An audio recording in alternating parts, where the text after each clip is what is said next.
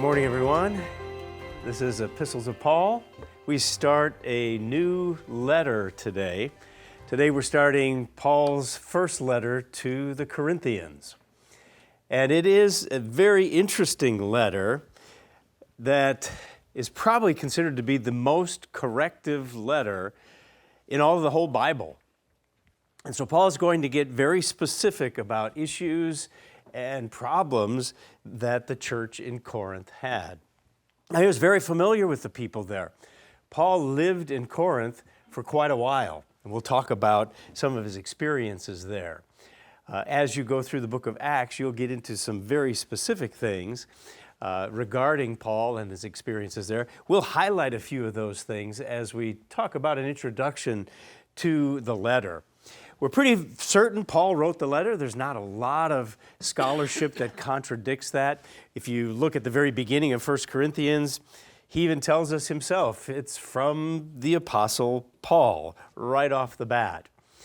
Now, as he writes this letter, he even tells us where he's writing from. If you take a look at 1 Corinthians chapter 16, Paul tells us where he's at as he writes this letter. 1 Corinthians chapter 16, verse 8, he says, I will tarry in Ephesus until Pentecost. So Paul tells us he's writing this letter from the city of Ephesus. And as we look at that, we can begin to see that he wrote this while he was on his third journey. I know you've got maps in the back of your Bible. We've got a map up here that illustrates the various journeys that the Apostle Paul took. Well, on his third journey is when he actually writes this letter. And by the context and a couple of things that really frame the issue, we can begin to see that he was actually writing this in the first half of 55 A.D. 55 AD, we can tell that he's writing it in the springtime because he makes references to the Passover. He'll make references to the days of unleavened bread. And he tells us he's going to stay here in Ephesus until he completes a 3-year stay there. And so you can read that a little bit farther here in Acts chapter 16. And so as you begin to look at that, there are a number of indications that help us to identify when Paul wrote this letter. Now, as we begin, can you imagine what this letter would have looked like as the Apostle Paul wrote it? You know, we imagine letters that are written today and what they appear as. Well, the Apostle Paul's letter would have looked something like this. This is a famous papyrus, they call it P46, and it recounts Paul's letters. It has Romans, it has Hebrews, also has 1st and 2nd Corinthians, many parts of those letters. This particular letter is probably one of the oldest preserved copies of Paul's letter to the Corinthians. Kind of late 2nd century is when this particular copy was written. So we're looking at around 200 AD or so. And this particular copy of this letter is in the Chester Bader Library in Dublin, Ireland. But this gives you an idea of what that letter would have looked like. In fact, this particular part of the letter is from 2 Corinthians chapter 11 and details some of those sections of Paul's writings. So pretty amazing to think that we've got copies that go all the way back to about the year 200 that verify Paul's writings. And so this is one of the papyrus that indicate that very thing. There's also a couple of other indications here that really give us some ideas of when Paul wrote this and the fact that he wrote it from Ephesus. Now, if you're familiar with the landscape of where Corinth is, it is on a peninsula. In fact, if you take a look at this map that I'm putting up on the screen as well, it's showing us where Corinth is located. Now, if you imagine, we've got the Mediterranean Sea down here, and of course, this is where modern Greece is. Modern Greece is in this particular area. And Corinth is right on the Isthmus of Greece. And of course, the isthmus means it's surrounded by water on three sides. This lower section is often called the Peloponnesian Peninsula. And so that's kind of a little bit of a tongue twister to say that. In the Peloponnesian Peninsula, Corinth is right at this isthmus that joined this Peloponnese to the mainland, to Macedonia. And so it becomes a very important city because of its harbors. Because of the harbors, Corinth is very important. And as a harbor city, right between the Ionian Sea and the Aegean Sea, of course that all connects there to the Mediterranean as well, it becomes an important seaport. Now, we know from some of our discussions about Thessalonica that as a port city, it took on some interesting characteristics. Corinth, not very far from Athens. You can see where Athens is on the map. We're looking at only about 40 to 50 miles, somewhere in there. So it's very close to Athens. And it is a city that ultimately became very critical in the trades because of spices that would come from India, silk that would come from China, linens that would come from Tarsus. All of these items made it an important city in the trades. In fact, Corinth itself was known for marble. And even today, you can buy Corinthian marble, and it is something that is often sought after. Now, that didn't discount the fact that oftentimes not only spices, but fruits and vegetables would also be shipped out from Corinth to various parts of the Roman Empire. So it was a very important harbor town. And as you think about the impact that Corinth had, during the time of Paul, do you know that the city of Corinth was a relatively new city? Back in 146 BC, the Romans came to power and wiped out Corinth. They decimated Corinth. And for about 100 years, Corinth was pretty much a wasteland. Wasn't much going on. The Romans had this tradition that they would let a city lie in ruins for 100 years before they would rebuild it. So it wasn't until Julius Caesar came along, almost 100 years later after Corinth had been wiped out, that the city began to be rebuilt. So we're really only looking at, 10 years or so before the Apostle Paul comes and visits Corinth. And the city then is rebuilt, and it then becomes this important trading center, this important harbor town. Of course, it is kind of interesting because it's situated right between these two bodies of water. You can't help but wonder, well, how did that work?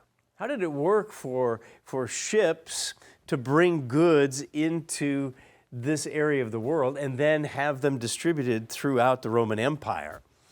Well, here's a picture of what it looks like from Corinth today.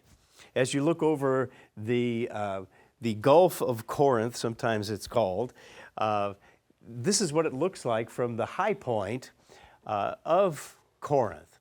They call it the Acro-Corinth, the high point of Corinth, where ultimately it was a bastion, you might say, of a fortress there at one time that guarded the city.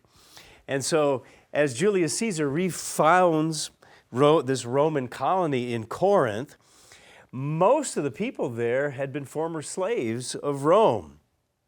But then as the city gets going, guess who comes?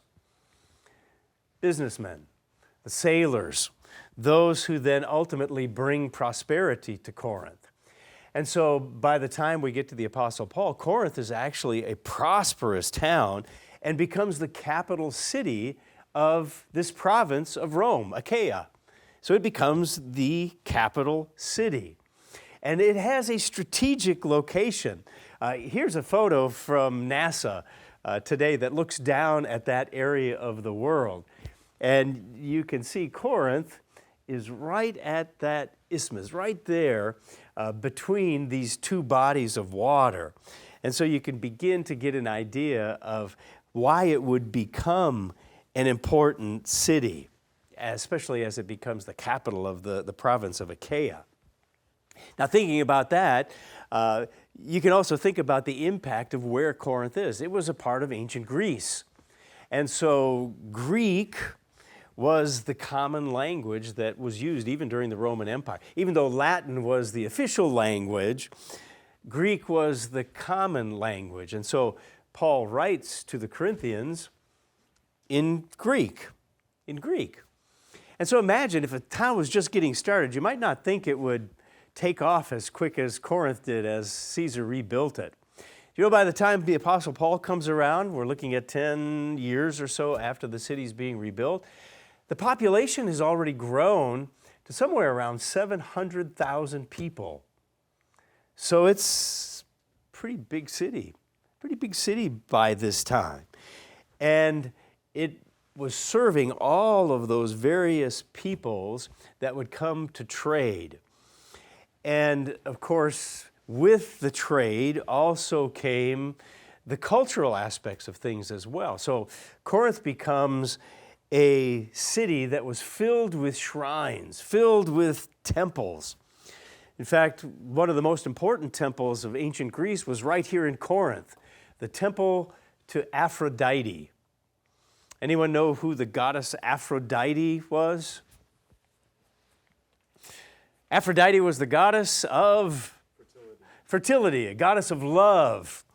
In fact, if you compare those to the Greek gods, the Greek goddess of love that could be compared to Aphrodite is the goddess Venus. So the Romans called her Venus, the Greeks called her Aphrodite.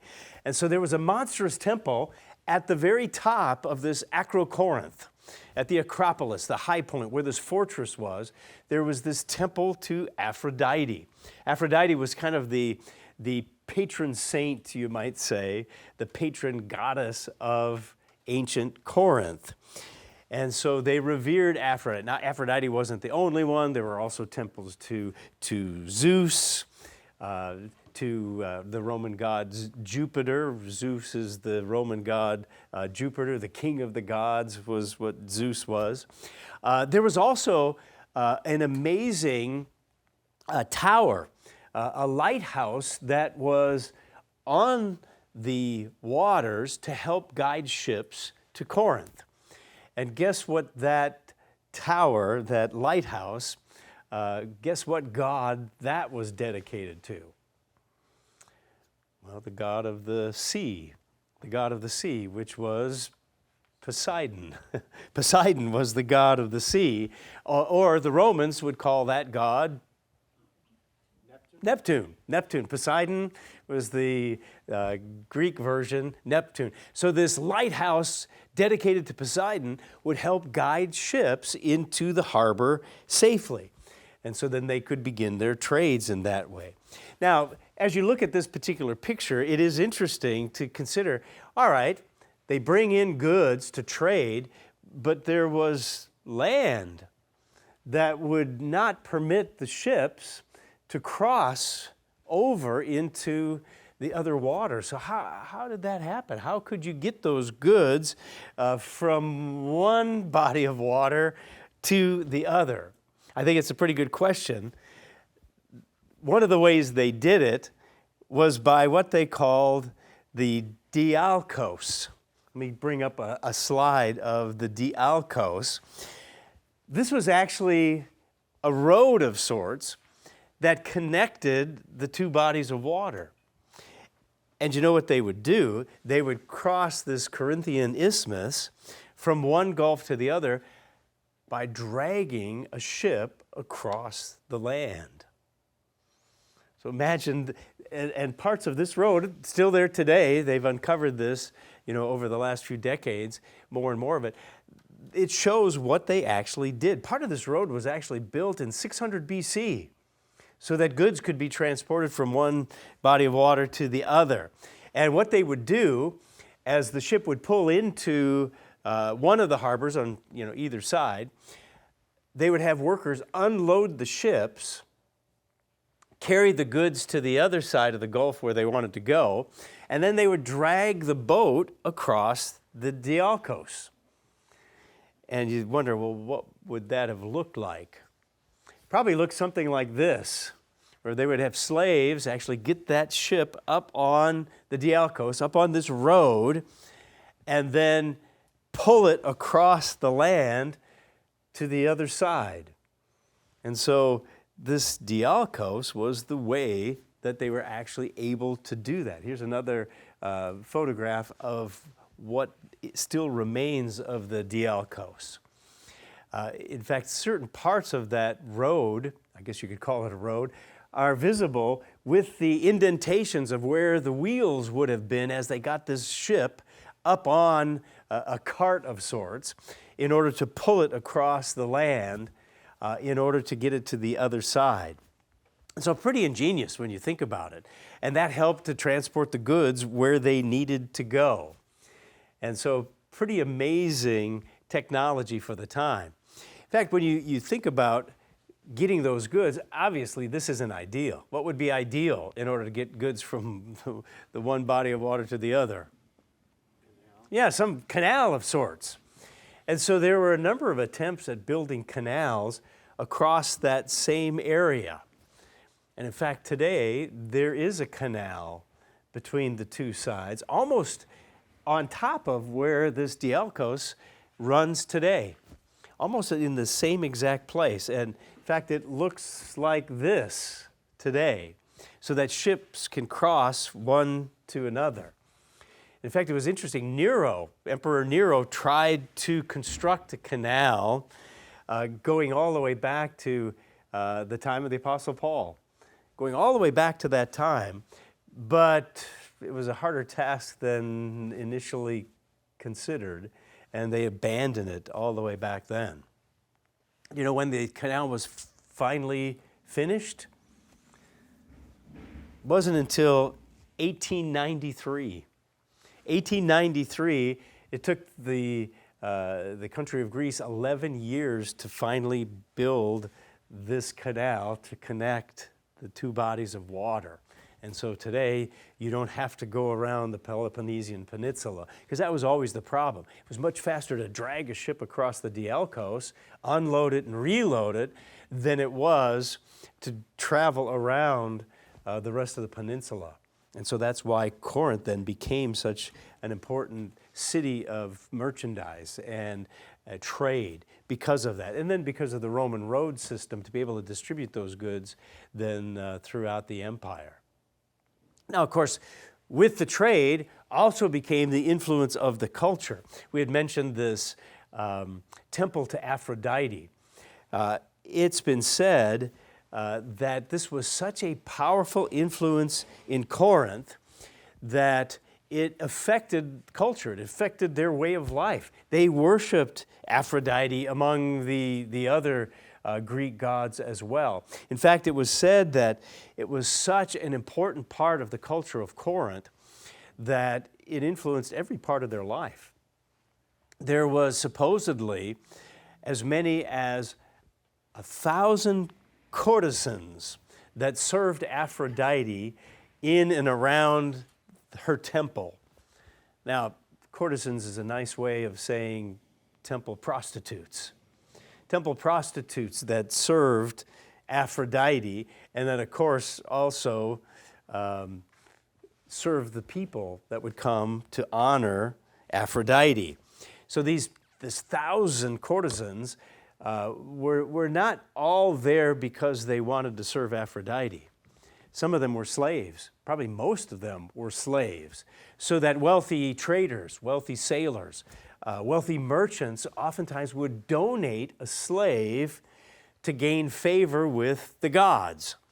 And so people would be enslaved as prostitutes to serve Aphrodite. And people would come, and we've talked about some of the ancient sex worship, the Kabiri in Thessalonica, those types of things. Well, some of those same ideas were throughout the Greek Empire, throughout the Roman Empire then later, that somehow people could connect with the god or the goddess through sex. And so that certainly happened at Corinth. And so these slaves had been dedicated, their lives dedicated to them, and they served the people so that they could make connections with the gods. You think, ooh, how weird is that? But that's the way they saw things. And this was not something that was taken lightly by the Greeks and then later by the Romans. They became famous for their debauchery. And in fact, the idea of Corinth, or to Corinthianize, came to carry that meaning of debauchery, of absolute evil in that way, prostitution. All of those types of things became associated with that. In fact, if you read in some of the historical writings, there was a man named Strabo that wrote about Corinth. And you know what he said about Corinth? He said, Corinth and the voyage to Corinth is not for every man, because it was such a interesting, kind of crazy world. And so as you read stories about captains that would come to Corinth, some accounts are written where they would actually lose their ships with gambling and the prostitutes and all of those types of things. And those stories were known throughout the Greek and Roman world. And so you can just kind of imagine what it must have been like in its corruption and the way that the moral depravity was so prevalent throughout all of this. So the idea of just gross immorality, drunkenness was part of it. There was also another sect that worshiped Dionysus. Dionysus was another one of the Greek gods. He was the god of wine and revelry. And we're going to talk about the influence of that worship in Corinth as well, because it wasn't just Aphrodite that affected the morality of the church at Corinth. So did this worship of Dionysus.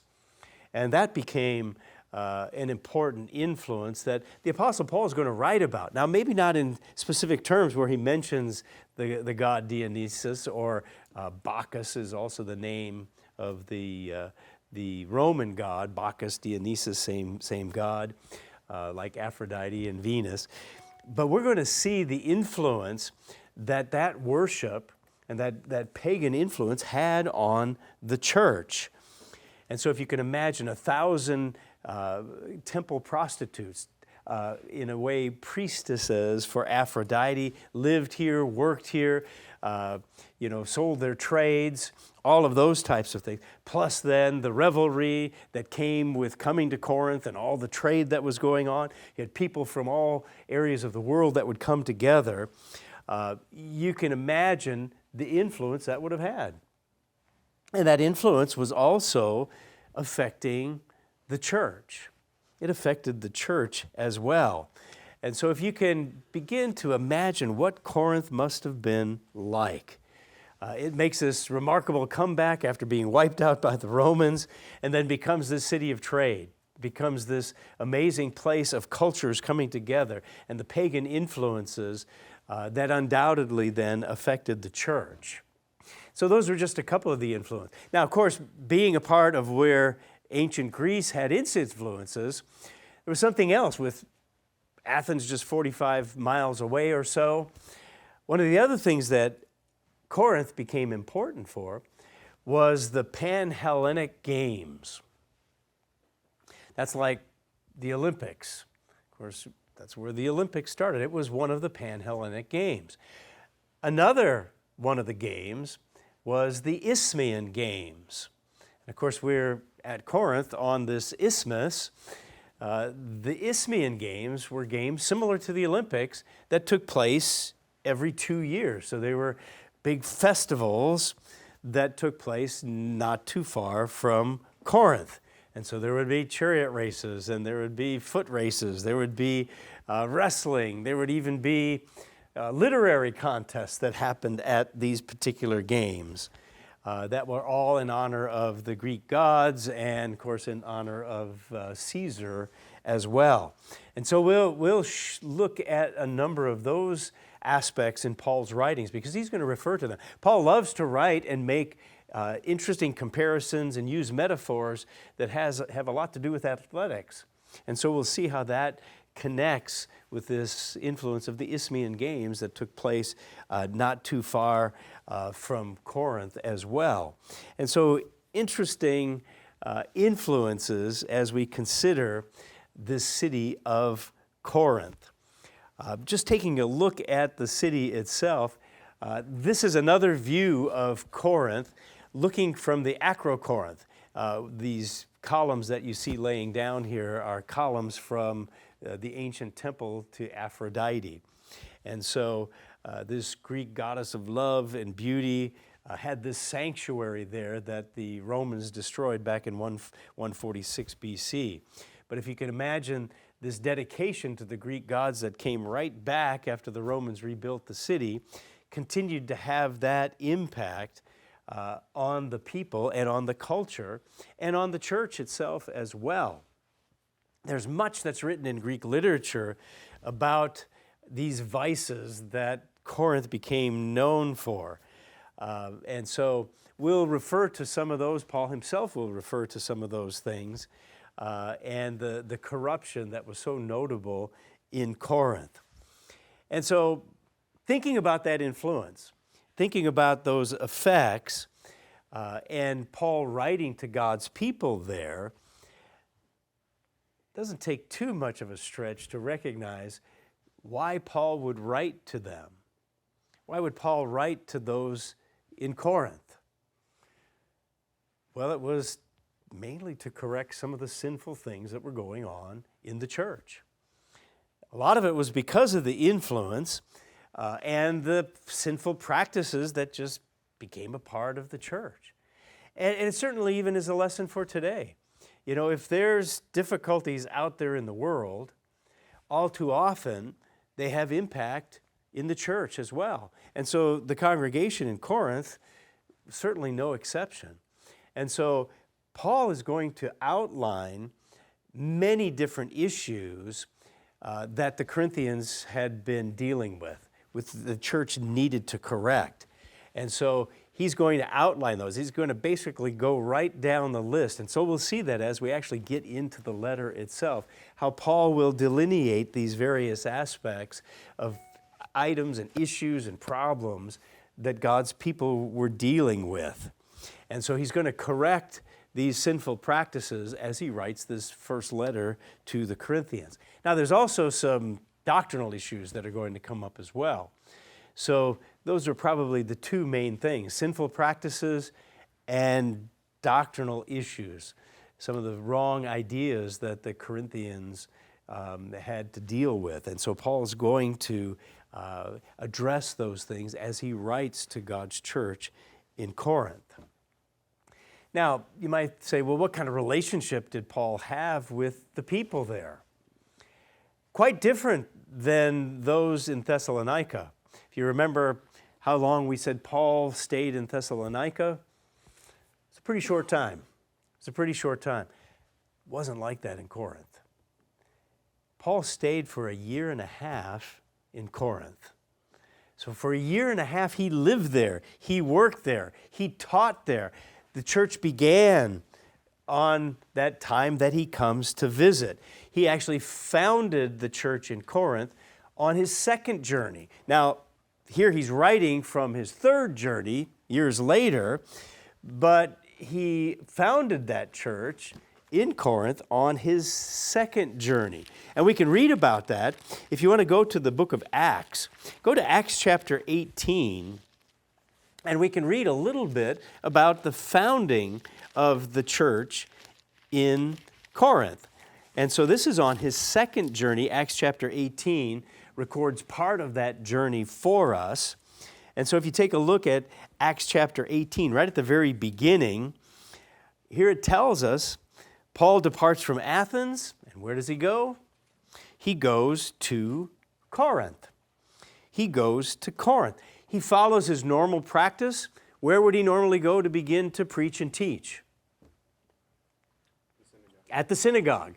He would go to the synagogue, and so that's where he goes first, and it's also where he meets a couple of individuals we'll hear a bit about as those who worked with Paul. He meets Priscilla and Aquila here in Corinth, and so he meets them, and verse 3 says he was of the same trade. He stayed with them and worked, for by occupation they were tent makers. They were leather workers. What a beautiful place to be. Do you think sails needed to be repaired?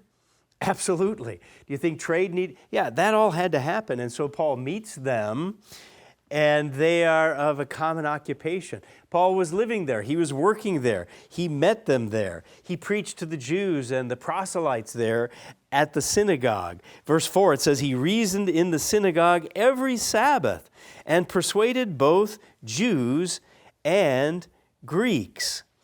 And so here we begin to see Paul's initial visits to Corinth and how then he begins to make contacts. God begins to call people from his preaching, and a congregation begins.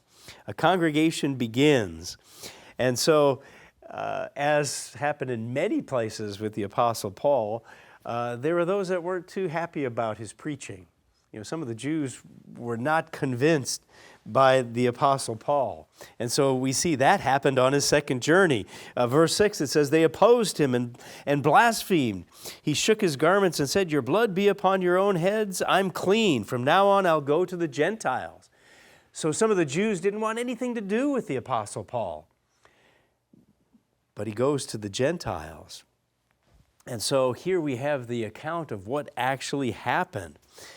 And in fact, a situation occurs during this second journey that does help us to identify the timing of the letter to 1 Corinthians. In fact, the timing of when these events actually took place. Let's notice that, and we can just kind of draw some attention to it. Verse 8, it tells us here in Acts 18, Crispus, the ruler of the synagogue, believed on the Lord. So here this very important Jewish leader believes the gospel, becomes converted. It says all his household. Many of the Corinthians hearing believed and were baptized. So we have a church beginning in Corinth. God calls people, even from the Jews. An important Jewish leader of the synagogue is converted. And here we have God speaking to Paul, telling him not to be afraid. And then we see the indication of how long was Paul there? Look at verse 11. He continued there a year and 6 months, teaching the word of God among them. So Paul was there for a year and a half. A year and a half. When was this? Well, notice here's a reference when this actually happened. It says, when Gallio was proconsul of Achaia, the Jews with one accord rose up against Paul, brought him to the judgment seat. Yeah, that's kind of an interesting reference here. Many of the Jews didn't want anything to do with them. They weren't like Crispus. They didn't want anything to do with the Apostle Paul, so they were out to get him. And so it tells us here that they brought him to the judgment seat. In fact, if you go to Corinth today, you can see that judgment seat that they brought him to. In Greek, it's the bema, and this is actually the bema, which would have been where they held court cases. It's actually there today. And so they brought him there basically to put him on trial. They were putting the Apostle Paul on trial before Gallio, who is the proconsul. What's a proconsul? Kind of like a governor. The governor of this region, of the region of Achaia. He's the governor. So they bring him, basically put him on trial. And so what did they say? Verse 13, this fellow persuades men to worship God contrary to the law. Of course, who's saying this? The Jews are saying this. The Jews are saying this. And it says, verse 14, Paul was about to open his mouth. He's going to give a defense. It says, Gallio said to the Jews, if it were a matter of wrongdoing or wicked crimes, O Jews, there'd be reason why I should bear with you. But if it's a question of words and names and your own law, if it's something to do with you Jews, look to it yourselves, he says, for I don't want to be a judge of such matters. So the governor basically says, listen, this is a Jewish thing. I don't want anything to do with this. You guys take care of your own business, and I'm not going to worry about this. And so ultimately it says he drove them from the judgment seat. He said, get out of here. I don't want to hear any of this. And so it's kind of interesting, this Gallio, hearing the beginning of this court case, is a marker for us. It's a marker of the timing for us. This is an interesting slide that I've got that they call the Gallio inscription. And it refers to this governor of Achaia. And so it helps us to identify the timing. This particular inscription refers to Gallio's governorship, his rulership over that area. And it zeroes us in on AD 52 when Gallio was the governor. And so what it helps us to do is it correlates what we read in the Bible with extra-biblical events. Extra-biblical history, and that's a pretty cool thing when you really begin to think about it, that you can identify an event that the Bible talks about, and you can verify it by things outside of the Bible. And so this Gallio inscription does just that. Verifies, hey, this account is actually true. There actually was a governor named Gallio, and he actually was there at this time. And so it helps us to verify that very thing. Also, something else kind of cool here in this situation as Paul, remember here he's on his second journey in Acts chapter 18. The church at Corinth begins. This ruler of the synagogue becomes one of the converted, a leading member of the church in Corinth. Then look at verse 17, Acts 18. It says, all the Greeks took Sosthenes, the ruler of the synagogue, and beat him before the judgment seat. But Gallio took no notice of these things. So here we have another ruler, another leading man of the synagogue, Sosthenes. The Jews are so upset Paul got off that they beat him up. Now, why would that be important? Well, it's interesting if you flip with me back to 1 Corinthians for a moment. 1 Corinthians, right at the very beginning of the letter, 1 Corinthians chapter 1, verse 1. As Paul begins his letter, he says, Paul, called to be an apostle of Jesus Christ through the will of God, and Sosthenes, our brother. Is that possibly the same Sosthenes that got beat up when Paul was on his second journey? I don't know. We can't prove it, but it seems like it could be likely that, like Crispus, possibly Sosthenes, the one that got beat up right after that, could be the same individual. Now, might be somebody different, but certainly Paul would not write to the Corinthians and mention some guy that they wouldn't have a clue who he was. Would that make sense? Seems like if you want to reach somebody, you'd say, hey, you know this individual, you're familiar with them, you used to be good friends. Yeah, that would kind of give you credibility. And so it seems like it's probably not unlikely that it's possible that this was the same individual. Could be. Do we know that for a fact? No, but possible, very possible. And so, as Paul preaches the gospel, people become converted. He continues on that second journey, finishes it, starts a third journey. That's where he ends up in Ephesus eventually, and that's where he hears about the issues in Corinth and then writes to them, putting us at about the springtime of 55 AD. And that's why we can kind of identify that's the timing of this particular letter. And so founding the church and then spending a year and a half there, how well would he know the people? You know them really well. He was there for a long time.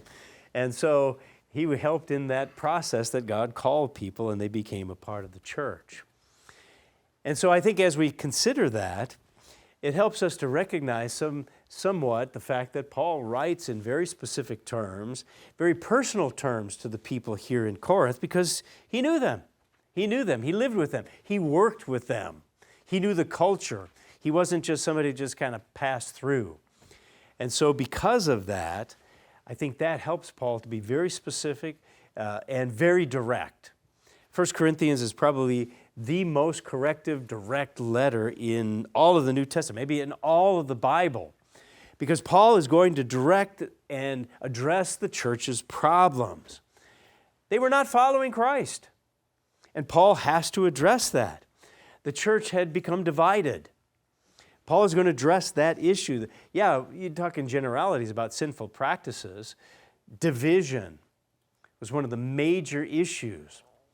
Division over all kinds of different things, but division in general. People just couldn't agree. They'd kind of divided up into groups and ideas and who they wanted to follow and some of their specific beliefs as well. Yeah, that was a big issue. And of course, the impact of the culture, the sexual immorality became an issue. How God used people became issues as well. And so there was a whole array of problems that somewhat connected to sexual immorality and division that Paul has to address. And he's going to go through these one by one by one as he deals with these things. In fact, how did he hear about them? Well, the letter actually even tells us how Paul heard about these problems. If you're still there in 1 Corinthians, if you look at chapter 1, verse 11, this tells us how he heard about the problems. He says, "It's been declared to me concerning you, my brethren, by those of Chloe's household, that there are contentions among you." So Chloe and her household, well, maybe they ratted on everybody. Is that what happened? Well, we'll think about that. Why would Chloe give up the problems of the church? Why would her household have a part in that? Well, that's an interesting question. No doubt they were the ones that at least initially gave Paul a heads up about the problems. But it wasn't the only way he heard about this. If we look a little bit further, if you look over to chapter 7 for a moment, chapter 7 also details another way that Paul became aware of what was going on there. Chapter 7, verse 1, 1 Corinthians 7:1, it says, "Concerning the things of which you wrote to me, it's good for a man not to touch a woman." He goes into another topic there. So, not only had he heard from Chloe and her household, but there were letters that were written. There were letters that were written as well. That possibly had to do with some of these other individuals, Stephanas or Fortunatus or Achaeus. Different individuals that he mentions later in the letter may have been writing him as well. And so we begin to see that Paul wasn't about to turn the other way and not address these issues. He sees the seriousness of the impact of false teaching and immorality and the division that it brought the church. And Paul is going to address those things, which you could probably add being so close to Athens. There were problems just with the Greek influence overall. The Greeks prided themselves on intellectualism, and that probably had an impact as well. And in some ways, you look at all of the issues in Corinth and how they had to deal with all of these different problems. You might say, wow, it's amazing that God could call people out of that kind of a mess and actually even have a church, a congregation in that kind of a city. But I think at the same time, it shows, the power of God and the power of His Word, the power of the gospel. The power of the gospel leads to not only changed lives, transformed lives. Lives are transformed by the truth.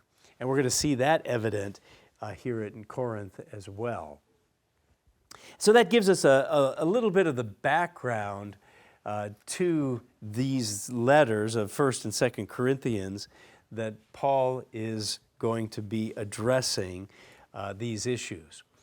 I suppose in one way, if we tried to maybe sum it up by identifying a key passage in this first letter, he kind of hits it right off the bat. If you look back to 1 Corinthians chapter 1, notice verse 10.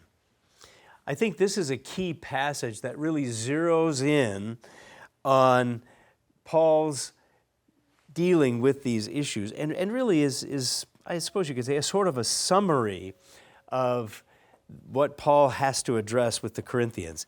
He says this, 1 Corinthians 1:10, "Now I plead with you, brethren, by the name of our Lord Jesus Christ, that you all speak the same thing, and that there be no divisions among you, but that you be perfectly joined together in the same mind and in the same judgment." And so that kicks off that first letter as kind of a specific purpose statement. And Paul's going to deal with how do we become one? How do we get rid of division? What are the problems? And what do we do about them? Paul is going to begin to address those things as he writes this letter to God's church in Corinth.